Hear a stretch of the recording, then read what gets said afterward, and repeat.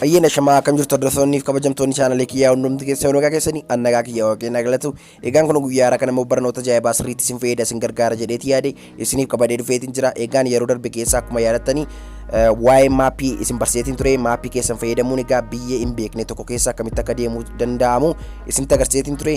Egaan baay'een keessanii offline kan hojjechuu danda'u intarneetii tokko malee yoo jiraate nuuf agarsiisi isa barbaanna jettanii turtanii sababni isaa egaa daataa xiqqoo ishee waan nyaatuu fi akkamitti akka daataa malee jechuudha intarneetii tokko malee wifi malee salphaamatti gara biyya barbaadanii tokko iddoo barbaadanii gara iddoo barbaadanii tokkotti deemuutii dandeessan isinitti agarsiisuudhaaf dhufeetiin jira jechuudha.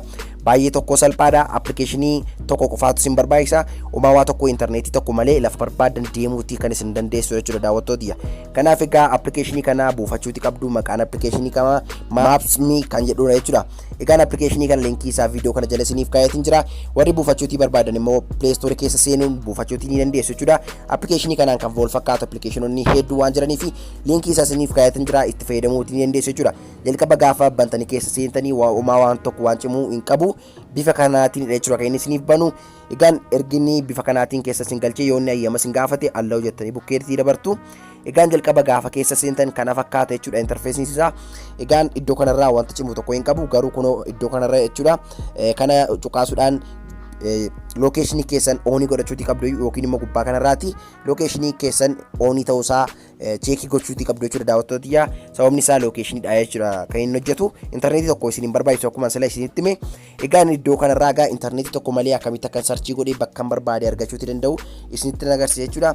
Egaan wanta barbaade tokko sarchii godhachuudhaaf kunoo mallattoon sarchii gajallaa kanarra ni jirti waan ta'eef kana cuqaasuudhaan egaa hoteela yoo barbaade giroosarii yoo barbaade wantoota an barbaade kamiyyuu sarchii godhadhee argachuutii ni danda'a. Biyyoota barbaade akkasuma argachuutii ni danda'a. Fakkeenyaaf magaalaa Naqamtee sarchii godhee argachuutii yoo barbaade salphaamatti biyya Naqamtee maqaa isaa barreessa saniin booda gara biyya barbaadu sana nan deema jechuudha. Kunoo akkuma agartanii isin maqaa tokko ennaa barreessanii optionii isiniif kenna filannoo garaagaraa wajjin isiniif kenna isin sana keessaa filachuudhaan egaa wanta barbaadan sana salphaatti argachuun ni danda'ama jechuudha. Kunoo kiiloomeetira isaa wajjin akkuma yeroo online hojjetutti jechuudha kan inni isiniif hojjetu.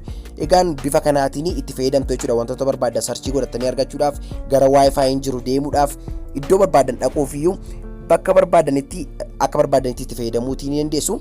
Garuu gaa iddoo kanarraa wanti isin hubachuutii qabdanii jalqaba jechuudha.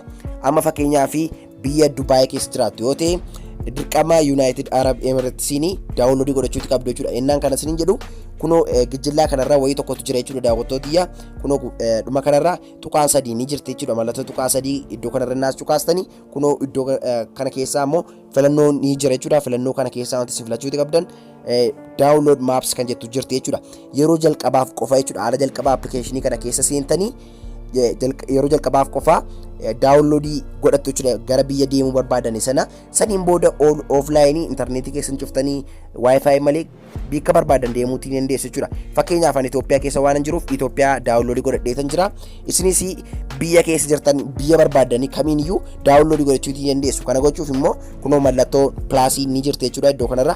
Mallattoo pilaasii kana cuqaasuudhaan kunoo iddoo kanarra biyyoota addunyaa kamiiniyyuu of keessaatii waan qabuu fi as keessaa gara biyya kamii deemuu barbaadu isin as keessaatii filachuudhaan daawunloodii godhachuutii ni dandeessu. Kunoo gaan Itoophiyaa keessa waan jiruuf Itoophiyaa itti fayyadamaatiin jira jechuudha saayitii kanaaf. Egaa kunoo akkuma agartanii egaa Itoophiyaan daawunloodii taatee jirti mallattoon raayitiin irra bu'eeti jira. Egaan kana keessa seenuudhaan egaa gara barbaade deemuutii ni danda'a jechuudha. Biyya Itoophiyaa keessatti kan argamu kamiiniyyuu jechuudha daawwattoota.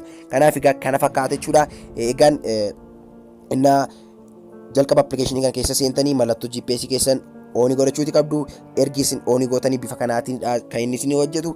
Egaan bifa kanaatiin walitti harka keessan lamaatiin jechuudha quba keessan lamaatiin zuumii gochuudhaaf ofirraa butuudhaan yookiin immoo mallattoo pilaasii fi negeetiivii iddoo kanarraa fayyadamuudhaan akka barbaadanitti zuumii gochuudhaan yookiin itti fayyadamuutii ni dandeessu jechuudha daawwattoota. Kanaaf egaa haala kanaatiin jechuudha kan inni hojjetu. Kun akkuma agartanii gara biyyoota barbaadanii kamiyyuu deemuutii ni dandeessu. Kunoo addunyaa guutuudha jechuudha kan inni of keessatti qabu. Kanaaf egaa kana fakkaata jechuudha appilikeeshiniin kun offline dha internet tokko isin barbaachisu haala kanaatiin jechuudha kan isin itti fayyadamtanii. Egaan appilikeeshiniin kun akka isin fayyade akka isin gargaare abdiin qaba.